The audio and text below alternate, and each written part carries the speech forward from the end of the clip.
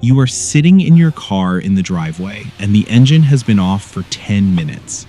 The silence of the interior feels like a heavy velvet blanket. Just an hour ago, you were at a dinner, or perhaps a birthday party, or a busy office gathering. You were smiling, you were nodding, you were performing the role of a functional social human being. But now, as you stare at the darkened dashboard, you feel a bone-deep psychic fatigue that sleep cannot reach. Your skin feels slightly too tight for your body. The thought of someone sending you a "how are you" text message makes you want to throw your phone into a lake. You aren't sad, and you aren't even necessarily grumpy. You are just empty. It is as if your internal battery hasn't just hit 0%. It has started to leak. This is the second exhaustion. This is the introvert hangover. And if you have ever felt like a stranger in your own skin after a few hours of having fun, I want you to know that I see you.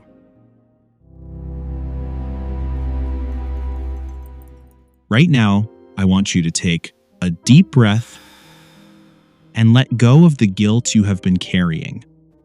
You are not broken, you are not crazy.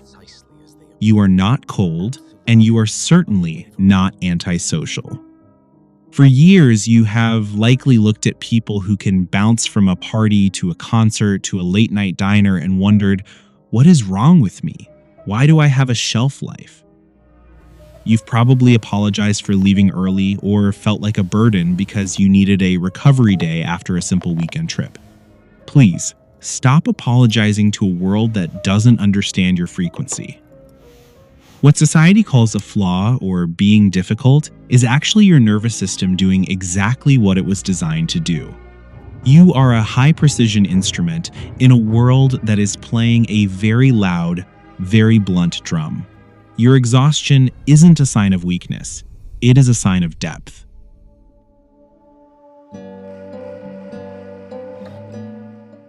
To understand why this happens, we have to look at the hard science of your brain.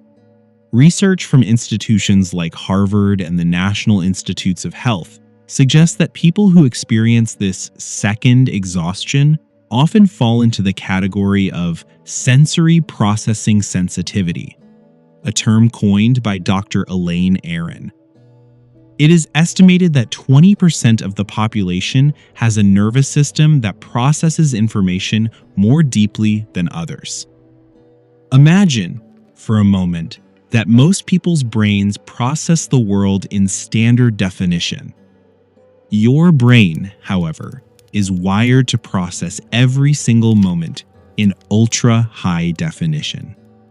While others just hear music, you hear the lyrics, the bass line, and the slight tension in the singer's voice. While others just see a crowded room. You are unconsciously tracking the micro-expressions of the person across from you, the flickering of the overhead lights, and the emotional vibe of the group. This is what we call cognitive load. Because you process everything so deeply, your RAM, your mental working memory, fills up 4 times faster than everyone else's. Scientists have found that sensitive individuals actually have more gray matter in the areas of the brain linked to empathy and awareness, particularly the insular cortex. Hence, you aren't just tired from talking, you are overstimulated from perceiving. When your brain reaches its limit, it triggers what we call the polyvagal theory, specifically the dorsal vagal response. This is an ancient survival mechanism.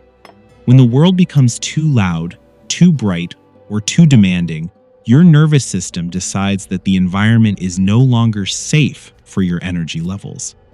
It then initiates a shutdown. This is why during an introvert hangover, you might feel brain fog, physical heaviness, or even a literal inability to find words. Your body is trying to preserve what little fuel you have left by cutting off the power to your social centers. It is a biological protective shield. You aren't being rude by wanting to go home. your body is literally going into a low power mode to prevent a total system crash.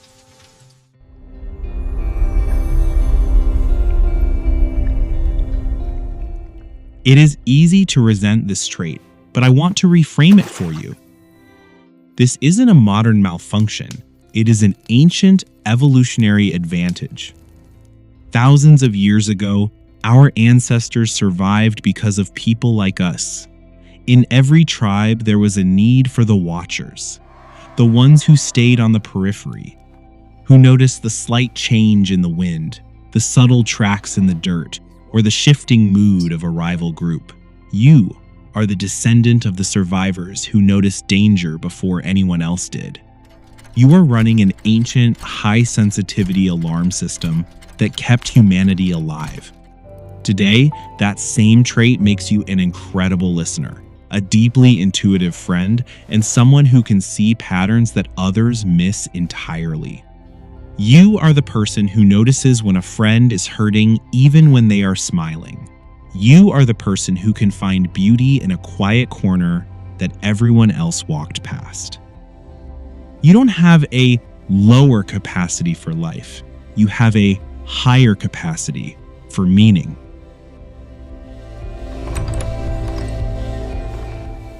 The world will continue to tell you that you need to come out of your shell or be more outgoing. I am here to tell you that the shell is there for a reason, and you don't have to change a single thing about how you move through this world. You don't need to be cured of your need for solitude. Solitude is where you process the high-definition data of your life. It is where your best ideas are born and where your soul breathes. If this video made you feel seen, if it made that heavy blanket of guilt feel just a little bit lighter, then I want you to stay here with me. I make videos every week for people like us, the watchers, the thinkers, and the deeply sensitive. Before you go, I want to ask you a simple question. How many days of quiet time do you usually need after a big social event to feel like yourself again? Just leave a number or a quick sentence in the comments. It helps us all see that we aren't alone in our recovery. And if you think this second exhaustion was intense, then you need to see what happens when your empathy is turned toward yourself.